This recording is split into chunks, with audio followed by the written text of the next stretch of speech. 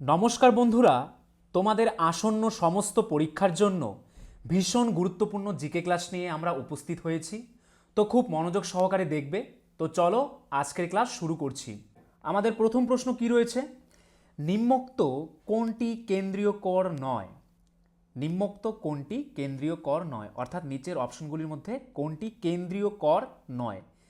কি হবে অ্যান্সারটি? অ্যান্সারটি কিন্তু হয়ে যাবে অপশন সি, ভূমি রাজস্ব কর কেন্দ্রীয় কর নয়। এইবার আমরা কর রিলেটেড কিছু তথ্য দেখব। কি রয়েছে প্রথমে দেখো, জিএসটি মানে কি? জিএসটি বা পণ্য ও পরিষেবা কর পণ্য ও পরিষেবার সরবরাহের ওপর আরোপিত একটি পরোক্ষ কর।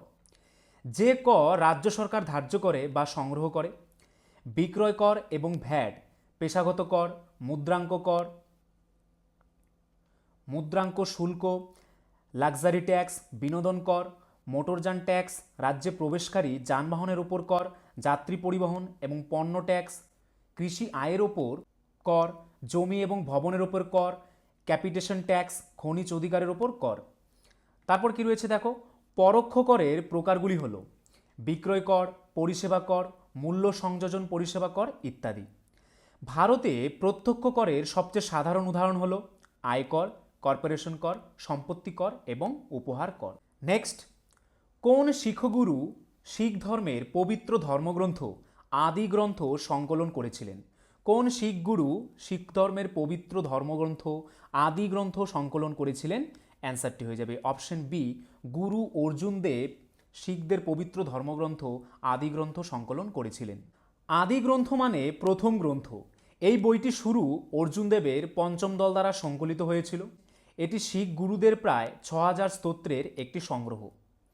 গুরু নানক শিখ ধর্মের প্রবর্তক ও প্রথম গুরু। তিনি বাবর, হুমায়ুন ও ইব্রাহিম লোদির সমসাময়িক। গুরু অঙ্গদ ছিলেন দ্বিতীয় গুরু, তিনি লঙ্গর ব্যবস্থা প্রবর্তন করেন। গুরু অমরদাস তৃতীয় গুরু, তিনি তার আধ্যাত্মিক সমাজকে ১২টি মঞ্জিলে ভাগ করেন।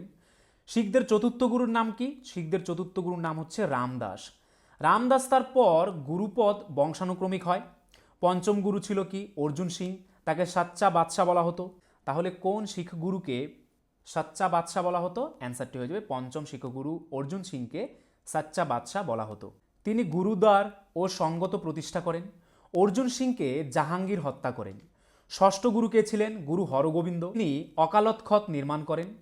পরবর্তী গুরু হরকিষণ বসন্ত রোগে মারা যান। পরবর্তী গুরু তেগ বাহাদুরকে ঔরঙ্গজেব হাতির তলায় পিষে হত্যা করেন। দশম গুরু গোবিন্দ সিং শিষ্যদের ৫টি ক ধারণ করতে বলেন: কেশ, কৃপান, কচ্ছ, কাঙ্গা ও ক্যারা। গুরু হরগোবিন্দ শিখদের একটি যোদ্ধা সম্প্রদায়ে রূপান্তরিত করেন। ১৭৭০ সালে পাঞ্জাব ১২টি মিশনের বিভক্তি ছিল। ১৭৯২ খ্রিস্টাব্দে ১২ বছরে রঞ্জিত সিং সুকের চাকিয়া মিশনের প্রধান নিযুক্ত হন। রঞ্জিত সিং ও লর্ড মিন্টোর দূত চার্লস মেটকাফের সাথে অমৃতসরের চুক্তি হয়। তাহলে কাদের মধ্যে অমৃতসরের চুক্তি স্বাক্ষরিত হয়? রঞ্জিত সিং ও লর্ড মিন্টোর দূত কি নাম? চার্লস মেটকাফের সঙ্গে অমৃতসরের চুক্তি স্বাক্ষরিত হয়েছিল। নেক্সট, কে গান্ধীবুড়ি নামে খ্যাত ছিলেন? কে গান্ধীবুড়ি নামে পরিচিত বা কে গান্ধীবুড়ি নামে বিখ্যাত? অ্যান্সারটি কিন্তু হয়ে যাবে অপশন ডি, মাতঙ্গিনী হাজরা গান্ধীবুড়ি নামে পরিচিত ছিলেন। তিনি একজন ভারতীয় বিপ্লবী ছিলেন, যিনি মেদিনীপুর জেলার তমলুক থানার সামনে ব্রিটিশ ভারতীয় পুলিশ তাকে গুলি করে হত্যা করা পর্যন্ত ভারতীয় স্বাধীনতা আন্দোলনে অংশ নিয়েছিলেন। তিনি গান্ধীবুড়ির মতো স্নেহের নামে পরিচিত ছিলেন। ১৯৩২ সালে তিনি অসহযোগ আন্দোলনে অংশ নিয়েছিলেন এবং লবণ আইন ভঙ্গ করার জন্য তাকে গ্রেপ্তার করা হয়েছিল। তিনি চৌকিদারি কর বাতিল আন্দোলনে অংশগ্রহণ নিয়েছিলেন। বীণা দাস নামে একজন মহিলা বিপ্লবী ১৯৩২ খ্রিস্টাব্দে কলকাতা বিশ্ববিদ্যালয়ের সমবর্তমানকালে বাংলার গভর্নরকে গুলি করেছিলেন। Bina Das governor sir Stanley Jackson Kolkata বিশ্ববিদ্যালয়ের সমাবর্তনের ভাষণ দিচ্ছিলেন। তখন বীণা তার উপর পিস্তল দিয়ে গুলি চালিয়েছিলেন, তবে সেটি লক্ষ্যভ্রষ্ট হয়। তাকে গ্রেফতার করা হয় এবং ৯ বছরের জন্য জেল হয়েছে। ১৯৩৯ সালে মুক্তির পরে তিনি কংগ্রেস দলে যোগ দিয়েছিলেন। ১৯৪২ সালে তিনি ভারত ছাড়ো আন্দোলনে অংশ নিয়েছিলেন এবং ১৯৪২ থেকে ৪৫ সালে আবার কারাবরণ হন। ১৯৪৬ থেকে ৪৭ সাল পর্যন্ত তিনি বঙ্গ প্রাদেশিক আইনসভার সদস্য ছিলেন এবং ১৯৪৭ থেকে ৫১ সাল পর্যন্ত পশ্চিমবঙ্গ বিধানসভার সদস্য ছিলেন। 1940 সালে তিনি গান্ধীজির সাথে দাঙ্গার সময় নোয়াখালীতে যাত্রা করেন। 1941 সালে তিনি দক্ষিণ কলকাতার কংগ্রেস কমিটির সেক্রেটারি হন। 1960 সালে তার সামাজিক কাজের জন্য তিনি পদ্মশ্রী সম্মানে ভূষিত হয়েছিলেন। তারপর কে রয়েছে দেখো, প্রীতিলতা ওয়েদ্দার। প্রীতিলতা ওয়েদ্দার ছিলেন ভারতীয় উপমহাদেশের এক বাঙালি বিপ্লবী জাতীয়তাবাদী, যিনি ভারতীয় স্বাধীনতা আন্দোলনে প্রভাবশালী ব্যক্তিত্ব ছিলেন। চট্টগ্রাম ও ঢাকায় পড়াশোনা শেষ করার পরে তিনি কলকাতার বেথুন কলেজে পড়াশোনা করেন। তিনি দর্শনে স্নাতক হয়ে এবং বিদ্যালয়ে শিক্ষিকার পদভার পান। প্রীতিলতা সূর্য সেনের নেতৃত্বে বিপ্লবী দলে যোগ দিয়েছিলেন। 1932-এ পাহাড়তলি ইউরোপীয় ক্লাবে সশস্ত্র আক্রমণে 15 জন বিপ্লবীদের নেতৃত্ব দেওয়ার জন্য তিনি পরিচিত। এই সময় একজন মারা গিয়েছিল এবং 11 জন আহত হয়েছিল। বিপ্লবীরা ক্লাবটিকে আগুন ধরিয়ে দিয়েছিল এবং পরে ব্রিটিশ পুলিশের হাতে ধরা পড়ে। গ্রেফতার এড়ানোর জন্য প্রীতিলতা সায়ানাইড গ্রহণ করেছিলেন। তারপর কে রয়েছে দেখো, অম্বিকা চক্রবর্তী। অম্বিকা চক্রবর্তী ছিলেন একজন ভারতীয় স্বাধীনতা আন্দোলনের কর্মী ও বিপ্লবী। তিনি ছিলেন ভারতের কমিউনিস্ট পার্টির নেতা এবং পশ্চিমবঙ্গ বিধানসভার সদস্য। তিনি চট্টগ্রাম যুগান্তর পার্টির সদস্য ছিলেন। তিনি সূর্য সেনের নেতৃত্বে চট্টগ্রাম অস্ত্রাগার অভিযানে অংশ নিয়েছিলেন। 18 এপ্রিল 1930 সালে তিনি চট্টগ্রামের সমগ্র যোগাযোগ ব্যবস্থা ধ্বংসকারী একদল বিপ্লবীদের নেতৃত্ব দেন। পুলিশ তাকে তার আস্তানা থেকে গ্রেপ্তার করে এবং মৃত্যুদণ্ডে দণ্ডিত করে। তবে পরে তার মৃত্যুদণ্ড পরিবর্তন করে পোর্ট ব্লেয়ারের সেলুলার কারাগারে যাবজ্জীবন কারাদণ্ডে দণ্ডিত করা হয়। তোমাদের আসন্ন ডাব্লিউবিপি, কেপি ক্লার্কশিপ, মিসলেনিয়াস পরীক্ষার জন্য লাস্ট মিনিট ব্রহ্মাস্ত্র সাজেশন পেতে ও 90% প্লাস হুবহু কমন পেতে হলে আমাদের স্ক্রিনে দেওয়া নাম্বারে তোমরা হোয়াটসঅ্যাপ করে নাও। ফুড এসআই প্লাস ডাব্লিউবিপি পরীক্ষায় কিন্তু আমাদের নোট থেকে আমরা 90% প্রমাণসহ কমন দিয়েছিলাম। তাই আসন্ন তোমাদের যদি যে কোনো পরীক্ষা রয়েছে 80+ জিকে টপিক সঙ্গে অঙ্ক ও বাকি সব, স্বল্প সময়ে পাশের গ্যারান্টি সাজেশন নিয়ে পাশ করতে আমাদের স্ক্রিনে দেওয়া নাম্বারে তাড়াতাড়ি হোয়াটসঅ্যাপ করে নাও। পরবর্তী প্রশ্ন কি রয়েছে দেখো, ফুটবল কিংবদন্তি দিয়েগো মারাদোনা ফিফা বিশ্বকাপ টুর্নামেন্টে কোন দেশের প্রতিনিধিত্ব করেছিলেন? বিখ্যাত কিংবদন্তি football player Diego Maradona FIFA বিশ্বকাপ টুর্নামেন্টে কোন দেশের প্রতিনিধিত্ব করেছিলেন? অ্যান্সারটি কিন্তু হয়ে যাবে অপশন ডি, আর্জেন্টিনা দেশের প্রতিনিধিত্ব করেছিলেন। 1986-তে ফিফা বিশ্বকাপের সময় মেক্সিকোর অ্যাজতেকা স্টেডিয়ামে পায়ে ফুটবল নিয়ে মারাদোনার জাদুবিদ্যা সবচেয়ে ভালো দেখা গিয়েছিল, যেখানে তিনি আর্জেন্টিনাকে তাদের দ্বিতীয় বিশ্বকাপ শিরোপা এনে দেন, যার নস্টালজিয়া আজও রয়েছে। তিনি একজন আর্জেন্টিনার পেশাদার ফুটবল খেলোয়াড় এবং ম্যানেজার ছিলেন। হাইপোথ্যালামাস মানবদেহের কোন অঙ্গের অংশ? হাইপোথ্যালামাস মানবদেহের কোন অঙ্গের অংশ? অ্যান্সারটি হয়ে যাবে মস্তিষ্কের অংশ। নেক্সট, জাতীয় নির্বাচন কমিশনের সদস্য সংখ্যা হলো? জাতীয় নির্বাচন কমিশনের সদস্য সংখ্যা কত? অ্যান্সারটি হয়ে যাবে অপশন বি, 3 জন। জাতীয় নির্বাচন কমিশনের সদস্য সংখ্যা 3 জন। ভারতে 3 জন নির্বাচন কমিশনার আছেন। ভারতের নির্বাচন কমিশন হলো ভারতের সংবিধান দ্বারা গঠিত একটি সাংবিধানিক সংস্থা। তারা ভারতের রাষ্ট্রপতি দ্বারা নিযুক্ত হন। তারা 6 বছরের জন্য নিযুক্ত হন বা 65 বছর বয়স পর্যন্ত, অর্থাৎ যেটি প্রথমে আসবে সেই সময় পর্যন্ত কাজ করতে পারেন। নেক্সট, জৈন ধর্মের কোন সম্প্রদায়ের লোকেরা কোনো বস্ত্র পরিধান করেন না? খুব ইম্পর্টেন্ট একটি প্রশ্ন। জৈন ধর্মের কোন সম্প্রদায়ের লোকেরা কোনো রকমের বস্ত্র পরিধান করেন না? অ্যান্সারটি কিন্তু হয়ে যাবে অপশন বি, দিগম্বর। জৈন ধর্মের দিগম্বর সম্প্রদায়ের লোকেরা কোনো বস্ত্র পরিধান করেন না। দিগম্বর ভারতীয় ধর্ম জৈন ধর্মের দুটি প্রধান সম্প্রদায়ের মধ্যে একটি, যাদের পুরুষ তপস্বীরা সমস্ত সম্পত্তি পরিহার করে এবং কোনো পোশাক পরিধান করে না। ঋষভদেবকে জৈন ধর্মের প্রথম প্রকৃত প্রতিষ্ঠাতা হিসেবে বিবেচনা করা হয়। তিনি জৈন ধর্মের প্রথম তীর্থঙ্কর এবং লক্ষ লক্ষ বছর আগে বেঁচেছিলেন বলেও বলা হয়। পার্শ্বনাথ ছিলেন জৈন ধর্মের 23তম তীর্থঙ্কর। মহাবীর জৈন ছিলেন জৈন ধর্মের 24তম তীর্থঙ্কর। অজিতনাথ ছিলেন জৈন ধর্মের 2য় তীর্থঙ্কর। বর্ধমান মহাবীর ছিলেন জৈন ঐতিহ্যের 24তম তীর্থঙ্কর। তিনি ক্ষত্রিয় পিতামাতা সিদ্ধার্থ এবং ত্রিশলার কাছে বৈশালীর নিকট কুণ্ডগ্রামে জন্মগ্রহণ করেছিলেন। বিম্বিসার ছিলেন বর্ধমান মহাবীরের সমসাময়িক। 30 বছর বয়সে তিনি তপস্বী হন এবং 12 বছর ঘোরাঘুরি করেন। তার তপস্যার 13তম বছরে তিনি কেভালা জ্ঞান নামে সর্বোচ্চ আধ্যাত্মিক জ্ঞান অর্জন করেছিলেন। নেক্সট, কোন নদীটির উৎপত্তি ভারতে হয়নি? নিম্নলিখিত নদীগুলির মধ্যে কোন নদীটির উৎপত্তি ভারতে হয়নি? অ্যান্সারটি কিন্তু হয়ে যাবে অপশন সি, ব্রহ্মপুত্র নদীর উৎপত্তি ভারতে হয়নি। এটি তিব্বতের বুরাং কাউন্টির হিমালয়ের উত্তর দিকে কৈলাস পর্বতের কাছে মানস সরোবর হ্রদ অঞ্চলে উৎপন্ন হয়, যেখানে এটি ইয়ারলুং সাংপো নদী নামে পরিচিত। ব্রহ্মপুত্র দক্ষিণ তিব্বতের পাশ দিয়ে প্রবাহিত হয়ে হিমালয়ের মধ্যে দিয়ে বড় গর্জে ইয়ারলুং সাংপো গ্র্যান্ড ক্যানিয়ন সহ ভেঙে অরুণাচল প্রদেশে চলে যায়। নেক্সট, ড্যাশ বায়ুতে শব্দের বেগ বেশি হয়, অর্থাৎ কোন প্রকার বায়ুতে শব্দের বেগ বেশি হয়? কি কি রয়েছে? শুষ্ক, আর্দ্র, শীতল, উষ্ণ। এদের মধ্যে কোন বায়ুতে শব্দের বেগ বেশি হয়? অ্যান্সারটি কিন্তু হয়ে যাবে অপশন বি, আর্দ্র বায়ুতে শব্দের গতিবেগ বেশি হয়। শব্দের বেগ শুষ্ক বায়ুর তুলনায় আর্দ্র বায়ুতে সর্বোচ্চ, কারণ জলীয় বাষ্পের উপস্থিতিতে বাতাসের ঘনত্ব দ্রুত কমে যায় এবং শব্দ আরও বেশি বেগে যেতে পারে। শব্দের বেগ বাতাসের ঘনত্বের সঙ্গে ব্যস্তানুপাতী।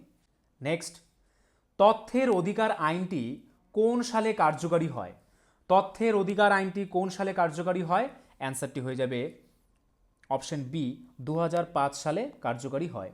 তথ্যের অধিকার হল তথ্য অধিকার আইন 2005-এর অধীনে ভারতের প্রতিটি নাগরিককে প্রদত্ত একটি অধিকার এবং এটি 12ই অক্টোবর 2005 সালে কার্যকর হয়েছিল। নেক্সট, মানুষের জিভের কোন অংশে তেতো স্বাদ অনুভূত হয়? মানুষের জিভের কোন অংশে তেতো স্বাদ অনুভূত হয়? অ্যান্সারটি হয়ে যাবে অপশন ডি, পশ্চাৎ অংশে তেতো স্বাদ অনুভূত হয়। তিক্ত স্বাদের জন্য পিছনের অংশ দায়ী, সামনের অংশ মিষ্টি ও লবণের জন্য দায়ী এবং পার্শ্বীয় অংশ টকের জন্য দায়ী। নীল লিটমাস কাগজকে যদি অ্যাসিটিক অ্যাসিডে রাখা হয় তাহলে নীল লিটমাস কাগজ কোন রঙে পরিণত হবে? অ্যান্সারটি হয়ে যাবে অপশন এ, লাল রঙে পরিণত হবে। নেক্সট, কোন শাসক পাগলা রাজা নামে খ্যাত? কোন শাসক ইতিহাসে পাগলা রাজা নামে বিখ্যাত? অ্যান্সারটি কিন্তু হয়ে যাবে অপশন সি, মোহাম্মদ বিন তুগলক ইতিহাসে পাগলা রাজা নামে পরিচিত। চতুর্দশ শতাব্দীর দিল্লির এই সুলতান ছিলেন বৈপরীত্যে ভরা এক নাটকীয় চরিত্র।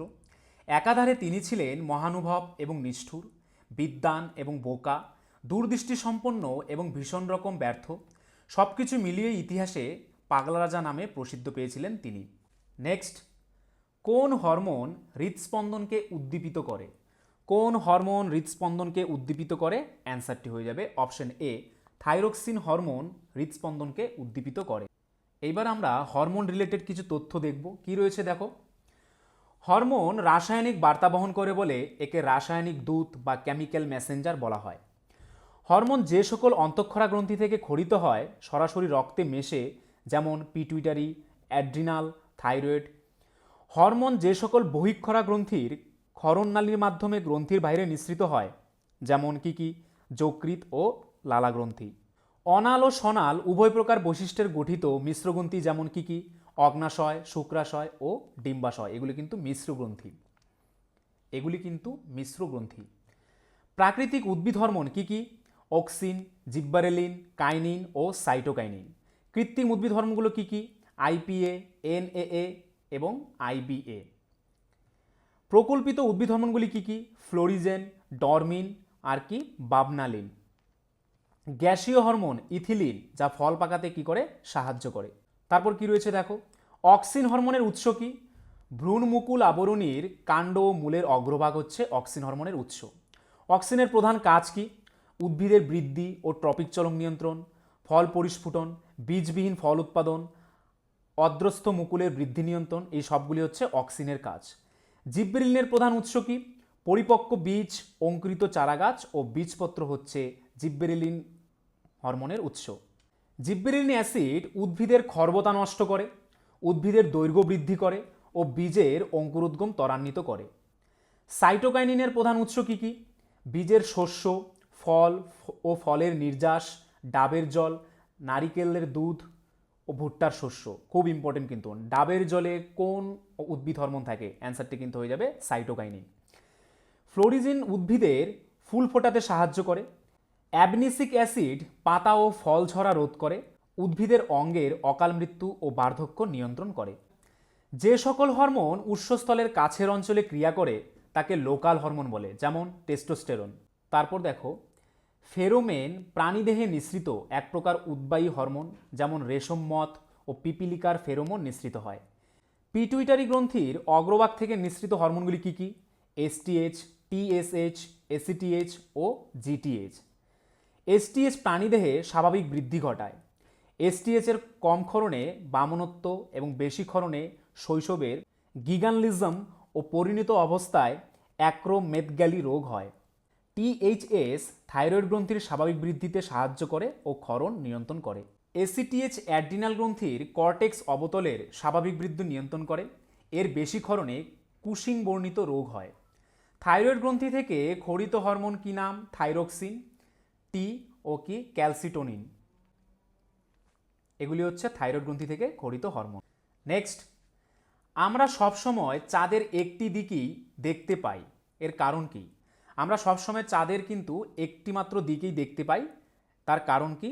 তার কারণ হচ্ছে চাঁদের আবর্তনের সময় এবং পৃথিবীর পরিক্রমণের সময় সমান। চাঁদের আবর্তনের সময় এবং পৃথিবীর পরিক্রমণের সময় সমান, তাই আমরা সবসময় চাঁদের একটি মাত্র সাইডই দেখতে পাই। চাঁদের আবর্তনের পর্যায়কাল এবং তার কক্ষপথের পর্যায়কাল একই হওয়ায় আমরা পৃথিবী থেকে চাঁদের একই পৃষ্ঠ সবসময় দেখতে পাই। চাঁদ পৃথিবীকে প্রদক্ষিণ করতে 27 দিন 7 ঘন্টা 43 মিনিট 11 সেকেন্ড সময় নেয়, কিন্তু সমসাময়িক আবর্তনের ফলে পৃথিবীর পর্যবেক্ষকরা প্রায় 29.53 হিসেবে গণনা করে। নেক্সট, পৃথিবীর কোন দেশে খুব বেশি ভূমিকম্প অনুভূত হয়? পৃথিবীর কোন দেশে খুব বেশি বা সব থেকে বেশি ভূমিকম্প অনুভূত হয়? অ্যান্সারটি হয়ে যাবে অপশন সি, জাপানে। জাপানে সব থেকে বেশি ভূমিকম্প হয়। পণ্ডিত বিরজু মহারাজ কোন নৃত্যশৈলীর একজন উৎকৃষ্ট শিল্পী ছিলেন? পণ্ডিত বিরজু মহারাজ কোন নৃত্যশৈলীর একজন উৎকৃষ্ট শিল্পী ছিলেন? অ্যান্সারটি হয়ে যাবে অপশন সি, কত্থক নৃত্যশৈলীর একজন উৎকৃষ্ট শিল্পী ছিলেন। তারপর দেখো, বিভিন্ন নৃত্যের উল্লেখযোগ্য শিল্পীরা কে কে ছিলেন। প্রথমে কি রয়েছে? কত্থক। কত্থকের উল্লেখযোগ্য শিল্পীগুলি কারা কারা? বিরজু মহারাজ, গোপীকৃষ্ণন, শম্ভু মহারাজ, কুমুদিনী লাখিয়া, সীতারা দেবী, ভারতী গুপ্ত, উমা শর্মা। এগুলি থেকে কিন্তু তোমাদের কোশ্চেন থাকে, তাই এগুলো কিন্তু ভালো করে লক্ষ্য করবে কোন শিল্পী কোন নৃত্যের সঙ্গে জড়িত। ভারতনাট্যমের সঙ্গে কে কে জড়িত? টি বালা সরস্বতী, বিজয়ন্তীমালা, যামিনী কৃষ্ণমূর্তি, আনন্দ শঙ্কর জয়ন্ত, সিভি চন্দ্রশেখর, রুক্মিণী দেবী এবং শান্তারাও। ছৌ নাচের সঙ্গে জড়িত ব্যক্তিগুলি কারা কারা? চন্দ্রশেখর ভোজ, গোপাল প্রসাদ দুবে, মকর ধ্বজা দারোগা। কুচিপুড়ি নৃত্যের সঙ্গে জড়িত লোকগুলো কারা কারা? রাজা রেড্ডি, রাধা রেড্ডি, তীর্থনারায়ণ, লক্ষ্মীনারায়ণ শাস্ত্রী, চিন্তাকৃষ্ণ মুরলী এবং যামিনী কৃষ্ণমূর্তি। বিরজু মহারাজ কত্থকের একজন বিখ্যাত কী ছিলেন? নৃত্যশিল্পী ছিলেন। পরবর্তী প্রশ্ন, কোন গ্যাসকে লাফিং গ্যাস বলা হয়? কোন গ্যাসকে লাফিং গ্যাস বলা হয়? অ্যান্সারটি হয়ে যাবে অপশন এ, নাইট্রাস অক্সাইড গ্যাসকে লাফিং গ্যাস বলা হয়। লাফিং গ্যাস বা নাইট্রাস হলো একটি রাসায়নিক যৌগ যার সংকেত কি? N2O। এটি নাইট্রোজেনের একটি অক্সাইড। ঘরের তাপমাত্রায় এটি একটি বর্ণহীন, গন্ধহীন, অজ্বলনযোগ্য গ্যাস, খানিকটা মিষ্টি স্বাদযুক্ত।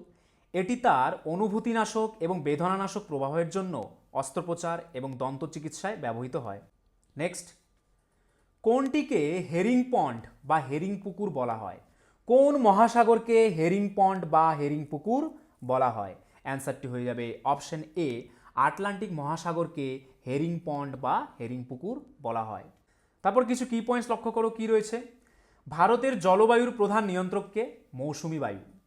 ভারতে 67% থেকে 75% বৃষ্টিপাত মৌসুমি বায়ুর জলবায়ুর জন্যই হয়। আরবি শব্দ মৌসিম কথার অর্থ কি? ঋতু। ভারতের শীতকালে শীতল ও শুষ্ক উত্তর পূর্ব মৌসুমি বায়ুর প্রভাবে শীত পড়ে। ভারতে গ্রীষ্মকালে দক্ষিণ পশ্চিম মৌসুমি বায়ুর জন্য বৃষ্টিপাত ও গরম পড়ে। পশ্চিমবঙ্গ ও উড়িষ্যায় কালবৈশাখী হয়। কর্ণাটকে গ্রীষ্মকালীন বৃষ্টিকে কি বলা হয়? কফি বৃষ্টি বা চেরি ব্লজম বলা হয়। কর্ণাটকের গ্রীষ্মকালের বৃষ্টিকে কি বলা হয়? কফি বৃষ্টি বা চেরি ব্লজম। কর্ণাটক, অন্ধ্রপ্রদেশ ও তামিলনাড়ুতে গ্রীষ্মকালের বৃষ্টিপাতকে কি বলা হয়? আম্লবৃষ্টি বা অ্যাসিড বৃষ্টি বলা হয়। অসমে গ্রীষ্মকালের বৃষ্টিকে কি বলা হয়? বরদইছিলা। উত্তরপ্রদেশ, বিহার, পাঞ্জাব, রাজস্থান লু ঝড় বয় গ্রীষ্মকালে।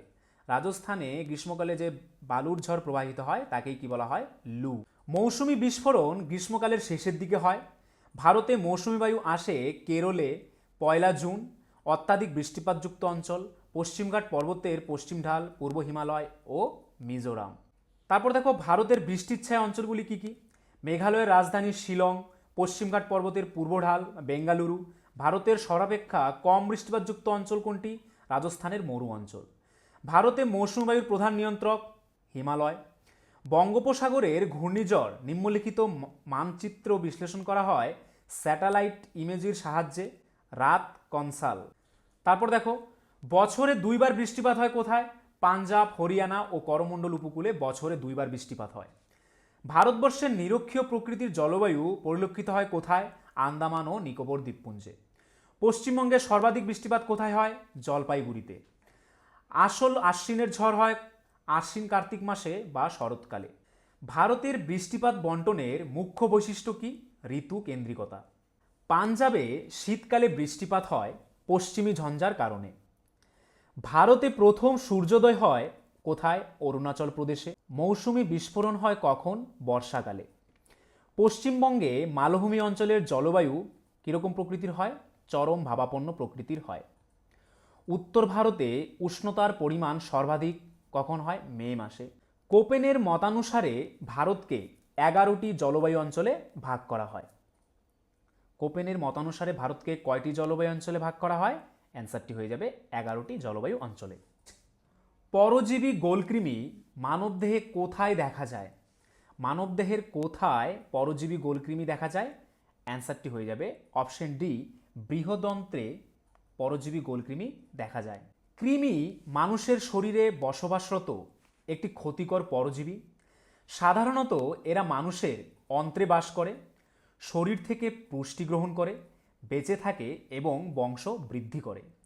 অনেক সময় কৃমি মানুষের যকৃৎ বা অন্য কোনো অঙ্গতেও আক্রমণ করতে পারে। নেক্সট, মিশ্র অর্থনীতির অর্থ হলো। মিশ্র অর্থনীতি বলতে কি বোঝো? অ্যান্সারটি হয়ে যাবে অপশন ডি, সরকারি ক্ষেত্র ও বেসরকারি ক্ষেত্রের সহাবস্থানকেই মিশ্র অর্থনীতি বলা হয়। নেক্সট, খর জলে কোন কোন ধাতু মিশ্রিত থাকে? খর জলে কোন কোন ধাতু মিশ্রিত থাকে? অ্যান্সারটি হয়ে যাবে অপশন সি, ক্যালসিয়াম, ম্যাগনেসিয়াম ও লোহা মিশ্রিত থাকে কোথায়? খর জলে। জলের ক্ষরতা 2 প্রকার, অস্থায়ী ক্ষরতা ও স্থায়ী ক্ষরতা। ম্যাগনেসিয়াম এবং ক্যালসিয়াম কার্বনেটের উপস্থিতির কারণে জলের অস্থায়ী ক্ষরতা ঘটে। জল ফোটালে জলের ক্ষরতা দূর হয়। যখন ম্যাগনেসিয়াম এবং ক্যালসিয়ামের লবণ জলে ক্লোরাইড এবং সালফাইড আকারে জলে থাকে, সোডিয়াম কার্বনেট ডেকাহাইড্রেট যা Na2CO3 এবং 10 অণু জল বা 10H2O জলের স্থায়ী ক্ষরতা দূর করতে ব্যবহৃত হয়। জলের স্থায়ী ক্ষরতা দূর করতে কি ব্যবহৃত হয়?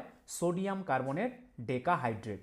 নেক্সট, মুসলিম লীগ কত সালে পৃথক পাকিস্তানের দাবি তোলে? মুসলিম লীগ কত সালে পৃথক পাকিস্তানের দাবি তোলে? অ্যান্সারটি হয়ে যাবে অপশন সি, 1940 সালে মুসলিম লীগ পৃথক পাকিস্তানের দাবি তোলে। মুসলিম লীগ ভারতীয় মুসলমানদের অধিকার রক্ষার জন্য 1906 সালে প্রতিষ্ঠিত হয়েছিল। এটি ব্রিটিশ ভারতের ঢাকায় প্রতিষ্ঠিত হয়েছিল। মুসলিম লীগের প্রথম সম্মেলন অমৃতসরে অনুষ্ঠিত হয়। কোথায় হয়? অমৃতসরে। আগা খান ছিলেন মুসলিম লীগের প্রথম সভাপতি। মোহাম্মদ আলী জিন্নাহ 1913 সালে এই লীগে যোগ দিয়েছিলেন। পরবর্তী প্রশ্ন, ভারতের রাষ্ট্রপতি কার পরামর্শে মেয়াদ শেষ হওয়ার আগে লোকসভা ভঙ্গ করতে পারেন? খুবই ইম্পর্টেন্ট একটি প্রশ্ন। ভারতের রাষ্ট্রপতি কার পরামর্শে মেয়াদ শেষ হওয়ার আগেই লোকসভা ভঙ্গ করতে পারেন? অ্যান্সারটি হয়ে যাবে অপশন ডি, প্রধানমন্ত্রীর পরামর্শে লোকসভা ভঙ্গ করতে পারেন। ভারতের রাষ্ট্রপতি প্রধানমন্ত্রীর পরামর্শে মেয়াদ শেষ হওয়ার আগেই লোকসভা ভেঙে দিতে পারেন। ভারতীয় সংবিধানের 74 নং ধারা অনুযায়ী রাষ্ট্রপতি প্রধানমন্ত্রী এবং তার মন্ত্রিপরিষদের পরামর্শ কি করেন? কাজ করবেন। নেক্সট, মহারাজা রঞ্জিত সিংহ পাঞ্জাবের যে মিশলের অধিপতি ছিলেন? মহারাজা রঞ্জিত সিংহ পাঞ্জাবের কোন মিশলের অধিপতি ছিলেন? অ্যান্সারটি হয়ে যাবে অপশন বি, সুকারচুকিয়া মিশলের অধিপতি ছিলেন। রঞ্জিত সিংয়ের বাবা মা হলেন মহান সিং সুকেরচকিয়া এবং রাজকৌর। মহান সিং সুকারচাকিয়া মিশল এস্টেটের প্রধান ছিলেন। মহারাজা রঞ্জিত সিং বিভিন্ন শিখ দলকে এক সমৃদ্ধ সাম্রাজ্যে একত্রিত করার জন্য পরিচিত। নেক্সট, বিশ্বের বৃহত্তম হিমবাহ কোনটি? বিশ্বের বৃহত্তম হিমবাহ কোনটি? অ্যান্সারটি হয়ে যাবে অপশন ডি, ল্যাম্বার্ট। ল্যাম্বার্ট হিমবাহ হচ্ছে বিশ্বের বৃহত্তম হিমবাহ। বিশ্বের বৃহত্তম হিমবাহ হল আন্টার্কটিকার ল্যাম্বার্ট ফিশার হিমবাহ। 400 কিলোমিটার বা 250 মাইল লম্বা এবং 100 কিলোমিটার বা 60 মাইল প্রশস্ত এই বরফ প্রবাহটি একা আন্টার্কটিক বরফ শীটের প্রায় 4% জলে ফেলে। অপরদিকে পৃথিবীর দীর্ঘতম হিমবাহের নাম কি? সিয়াচেন। তাই বৃহত্তম আর দীর্ঘতম দুটোর মধ্যে কিন্তু গোলাবে না। যেটি বৃহত্তম সেটি হচ্ছে ল্যাম্বার্ট, আর যেটি দীর্ঘতম সেটি হচ্ছে সিয়াচেন। পরবর্তী প্রশ্ন, বাস্তুতন্ত্রে শক্তি প্রবাহের মূল উৎস কি? বাস্তুতন্ত্রে শক্তি প্রবাহের মূল উৎস কি? অ্যান্সারটি হয়ে যাবে অপশন এ, সূর্য। সূর্য হচ্ছে বাস্তুতন্ত্রে শক্তি প্রবাহের মূল উৎস। শক্তি প্রবাহ সর্বদা একটি বাস্তুতন্ত্রের খাদ্য ওয়েব এবং খাদ্য শৃঙ্খল দ্বারা পরিচালিত হয়। ইকোসিস্টেম প্রক্রিয়ায় শক্তি প্রবাহের সময় উদ্ভিদ সূর্যালোকের সংস্পর্শে এলে ক্লোরোপ্লাস্টের সাহায্যে রাসায়নিক শক্তি উৎপাদন করে। সালোক সংশ্লেষণ প্রক্রিয়ার পর প্রাপ্ত শক্তি উদ্ভিদের অসংখ্য জৈব পদার্থে সঞ্চিত থাকে। বায়ুমণ্ডলীয় বাতাস পৃথিবীতে আটকে রয়েছে কিসের প্রভাবে? কিসের প্রভাবে বায়ুমণ্ডলীয় বাতাস পৃথিবীতে আটক হয়ে রয়েছে? অ্যান্সারটি হয়ে যাবে অপশন এ, অভিকর্ষজ বলের জন্য বায়ুমণ্ডলীয় বাতাস পৃথিবীতে আটক হয়ে রয়েছে। পৃথিবীর বায়ুমণ্ডল বলতে পৃথিবীর চারপাশে ঘিরে থাকা বিভিন্ন গ্যাস মিশ্রিত স্তরকে বোঝায়, যা পৃথিবী তার মধ্যাকর্ষণ শক্তি দ্বারা ধরে রাখে। একে আবহমণ্ডলও বলা হয়। নেক্সট, কোন সংস্থা উন্নত ও উন্নয়নশীল দেশের জনসংখ্যা এবং পরিবার নিয়ন্ত্রণে সহায়তা করে? কোন সংস্থা উন্নত ও উন্নয়নশীল দেশের জনসংখ্যা এবং পরিবার নিয়ন্ত্রণে সহায়তা করে? অ্যান্সারটি হয়ে যাবে অপশন বি, ইউএনএফপিএ। ইউএনএফপিএ এই সংস্থাটি উন্নয়নশীল দেশের জনসংখ্যা ও পরিবার নিয়ন্ত্রণে সহায়তা করে।